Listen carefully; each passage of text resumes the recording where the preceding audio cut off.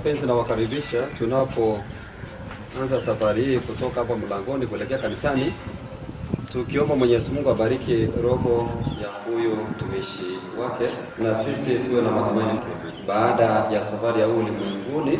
Hapa ndiko tunaelekea, lakini tuko na matumaini kwamba Mwenyezi Mungu atatenda yote tuweze kupata ufalme wa mbinguni.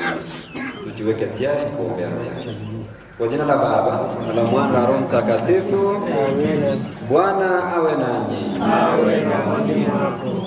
Baba yetu uliye mbinguni, jina lako usitutie katika kishawishi, lakini utuokoe maovuni. Salamu Maria, umejaa neema, Bwana yu nawe, umebarikiwa kuliko wanawake wote, na Yesu mzao wa tumbo lako amebarikiwa.